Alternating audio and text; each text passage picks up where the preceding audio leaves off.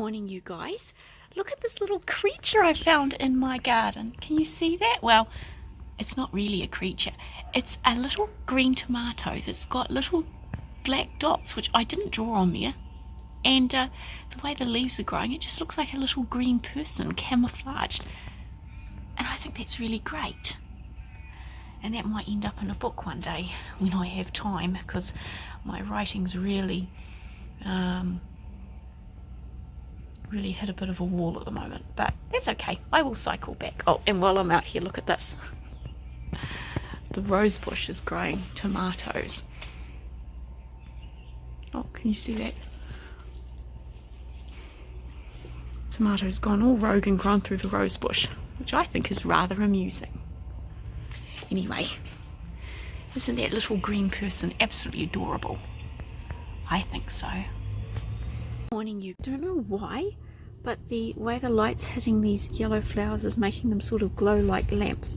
So I thought I'd get some footage of it with my book, The Candle Tree, about a tree that grows candles, because I might use it in a book trailer, but I figured I could just talk over it from my vlog too, because I'm going to be a little bit short on footage this week, because of course I'll have to clean up the house, so Mum and Dad think I kept it immaculate while they were away.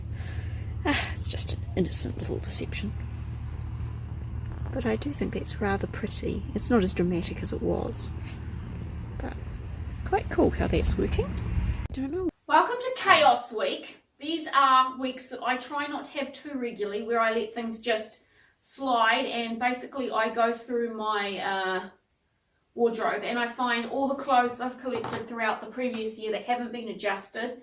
And I look for clothes that need mending, and I look for clothes that maybe need to be retired, and then I make sure that all my little bits and bobs are coordinated. And I'm doing it this week because this is the last week that Mum and Dad are in Europe, and I don't think it's a very nice thing to ask other people to live with if one can possibly avoid it. I have this philosophy about the home, that it should be a very, I suppose I got it from Mum, that it should be a real haven, and it should be really calm, and it should be really peaceful and serene, and as much as possible. So on the whole, I tend to like to keep projects into day-sized bites, so that by the end of the day, you know, you can pack it up, clean it up, and make everything look nice and tidy. However, this is a really big job, so that's not possible. So this week you will be getting lots of cat videos on YouTube, because I scheduled up those cat videos so I could focus on this. And I thought I'd just pop on and have a little chat, because Chaos Week does not leave a great deal of time for vlogging. Also, I wanted to say that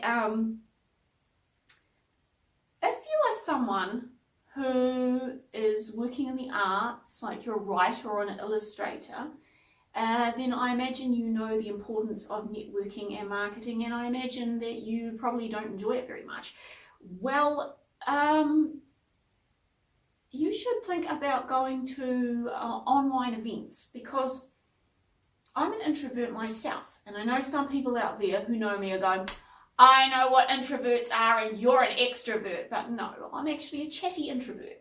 And I found that sometimes what can be really useful is actually turning up to other people's events that they run on Zoom. It's a lovely way to meet contacts, it's a lovely way to network, it's a lovely way to make friends without actually going through the exhausting process of leaving your own home.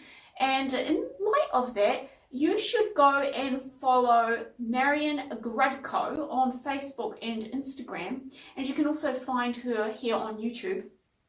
I'll put as many links as I can in the description below, because she tends to run really good online events, and she's a writer and an actress. She's in New York, and she is a really interesting person. Her events are so much fun. She's got one coming up soon, actually. I think it's next month.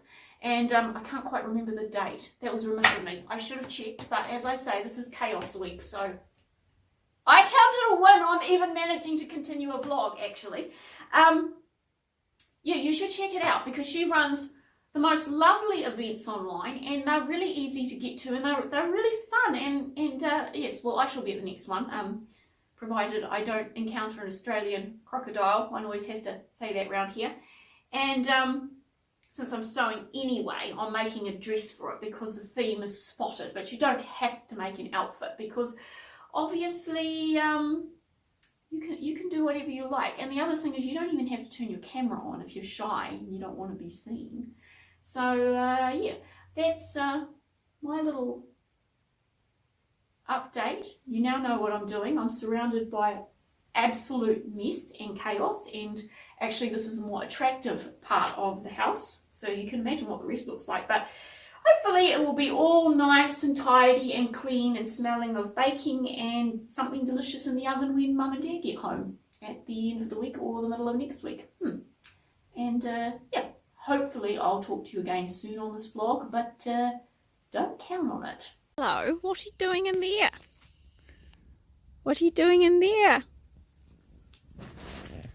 It's got a little cat door that goes in and out into that circle in the lavender. Hello, come here, darling. You want to cuddle? Very cute. Hello all, it's Ruthie, just popping on camera. I told you this was going to be a short vlog this week, but I'm just popping on to have a little chat while my bread finishes off in the oven. It smells amazing, but it's not very good bread. It hasn't risen like it should. It'll taste all right, but the texture will be off because bread is actually quite environmentally sensitive. The most dramatic example I've ever seen of this was when I lived in Colorado because of the altitude, and there's something off with it in Griffith, so I'm going to have to work out what that is. I don't know if it's an ingredients thing, I don't know if it's an altitude thing, I don't know if it's a temperature thing. Whatever it is, my bread is not fluffy and risen, and that annoys me because usually I have pretty good success rate with bread, but not today. Nevertheless, I will show you when it comes out. It'll be good for my humility. And what else do I have to say? Oh yes, if you like what I do with the homemaking and the baking and the little scenes of domesticity, you should check out my friend on Instagram, April and Augusta. I think I said that correctly. And I thought it'd be really cool. I'm going to now snap my finger, and if I can manage this in editing, a little QR code is going to turn up. And if I can't do it in editing, I shall look like a real fool. But in any case, I'll put the link below. So let's see if this works. There should now be a QR code sitting up there. We shall see. We shall see if I manage that or not.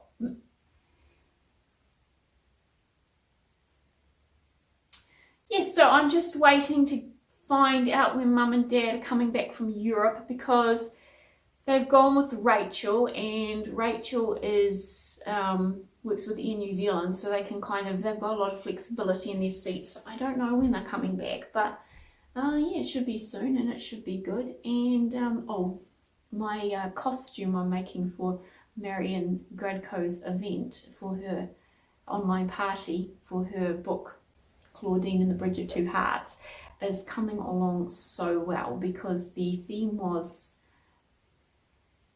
spots, because the main character in the book is a ladybug, and I scorned to go the direct and obvious road of red and black polka dots, although that would usually be my go-to because I love that sort of thing. But I decided to focus more on the shape of the ladybug. So my costume has got sleeves like that, and now it's got a skirt like that, and yeah, I'm really enjoying it actually, because sewing a costume is very different from sewing an outfit. When you sew an outfit, you have to make sure there's a certain level of restraint there and that it's reasonably elegant and that you don't look like you're going off to some, I don't know, fancy dress party just because you're going to the supermarket. But when you make a costume, absolutely it can look like a well, it can look like a costume because it is a costume, obviously.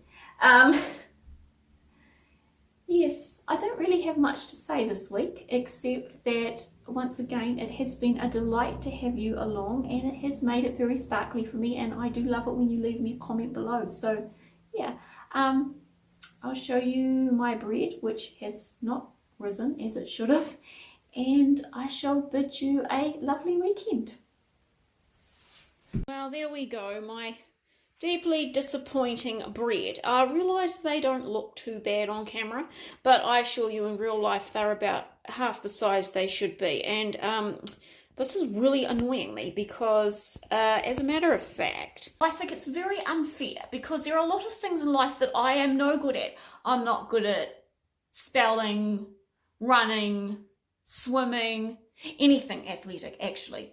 Speaking Chinese, carpentry. Look, the list is long, and you're busy people, and you don't want to hear all of the things I'm not good at. But bread making doesn't tend to be something I'm no good at. So as you see, terribly flat, terribly disappointing. In fact, vanity compels me to impress upon you with the utmost sincerity that this is very strange and unusual for me. In fact, I am going to put up a picture of what my bread usually looks like. Yes, indeed, this shows you the depth of vanity within the Ruthie, but oh well, what can I do?